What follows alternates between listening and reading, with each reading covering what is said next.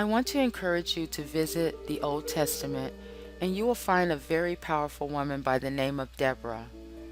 While reading in the book of Judges, chapter 4 and 5, I had discovered this amazing woman and myself share the same mission. We both love God, justice, freedom, and writing psalms about our Lord. Deborah lived during 1150 BC, and during her time the Hebrews had turned away from God and began worshiping other idols. Their rebellion brought on judgment, and they were conquered by Jabin, the king of Canaan.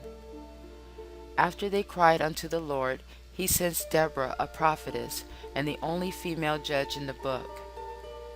During those times, the judges helped Moses resolve disputes among the Hebrews.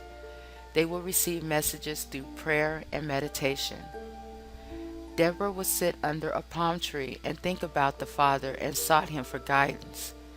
The palm tree was called the sanctuary of the palm, where she dispensed righteousness, justice, and mercy. She was the wife of a man named Labadoth, who was a quiet man, and they did not have children, but she was also known as the mother of Israel. She had the ability to stir up public discussion with the view of producing a change and made them concerned about their spiritual condition. When the Israelites were controlled by King Jabin of Hazor, Deborah sent for Barak, the son of Abinon of Naphtali, and told him that it was God's will that he should lead her forces and deliver the country. At first, Barak had hesitated to accept help from Deborah because she was a woman. Deborah tells Barak that God commands him to take 10,000 soldiers from the tribes of Naphtali and Zebulun and attack Jabin's army. She promises that God will give them victory, and they did. Deborah went to battle with her sword and her words.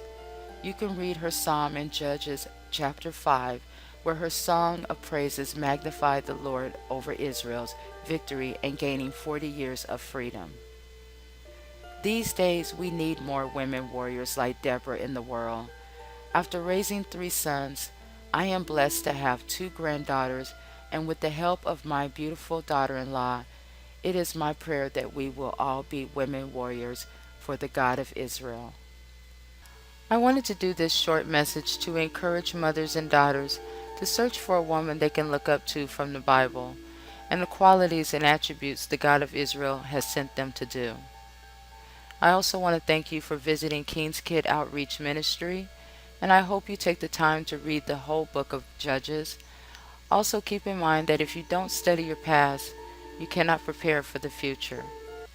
Please pray for our brothers and sisters in Israel. Peace and love.